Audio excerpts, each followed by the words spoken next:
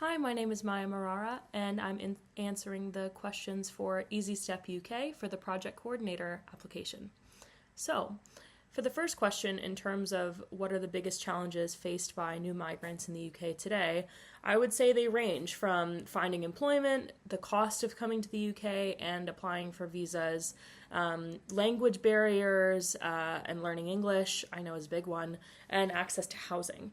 But I would say I think the biggest challenge that happens to be becoming more prominent is the growing anti-immigrant sentiment that is making the UK not very immigrant friendly. And that's coming from both the government increasing restrictions on how people can come here, and just the political sentiment within the country. I think that's quite a large one that's become prominent in protests and through government white papers.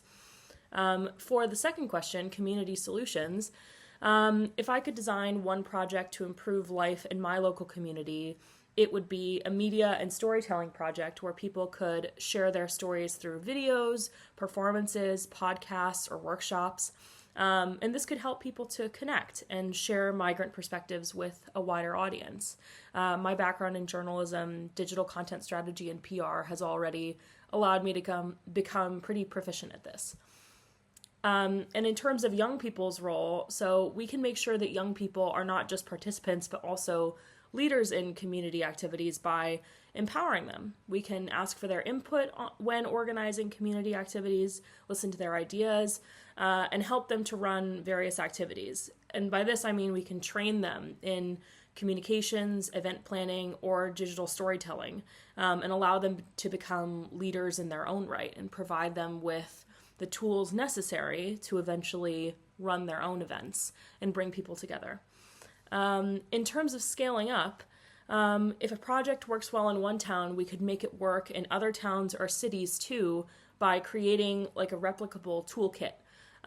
So we could make guides, templates, or digital resources that we could share through Google Drive or Word, and we could share them with other towns and communities that they can then adapt to their specific needs. I think we can also do this by partnering with local councils and local media outlets, which will help to amplify those events and through stories within those particular towns and cities. In terms of measuring success, I would know if a community project is successful both through, really just through metrics. You can measure this through numbers and impact. So audience engagement on social media platforms, if we're using digital storytelling to help amplify the event, we can look at engagement rate, likes, shares, comments, that kind of thing. In-person engagement, so we can track how many people partook in the event in person. We could also create a survey to assess satisfaction amongst migrants and other people participating in the event to see what they thought of the event, what could be improved, what they would change, what they wouldn't change. In terms of keeping motivation, after a project finishes, we could keep people motivated and involved through a number of different strategies. We could build networks on social media platforms. So we could build groups on Instagram, Facebook. Facebook is extremely popular with migrants especially. We could create a WhatsApp group, or we could even start a community newsletter to keep people connected. And this could become even more localized or specialized to demographic. We could also do this by recognizing participants' contributions on social media. So we could do features, we could hand out certificates, we could do showcases, and this could be both in person and on social media platforms.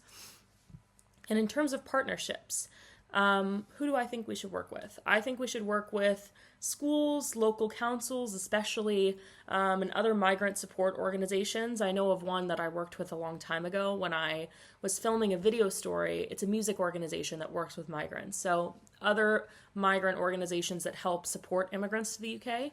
And this can be also local businesses that can provide mentorship to migrants in specific fields. I think we could also definitely partner with local journalists and media outlets to help emphasize the role of these migrants in these communities and bring their stories more to the forefront, as well as social media. In terms of my strengths, so I think qualities that are important for someone organizing community projects include communication, organization, creativity, adaptability, and empathy. And I bring really strong communication and storytelling skills from my background in journalism. And I have experience in engaging communities through media strategy, also through my work in digital content and PR. I've written about migrants and refugees many, many times. Immigration has been a particular special subject for me because it holds a strong place in my heart as I'm an immigrant and I'm the child of immigrants. And I filmed video stories about them.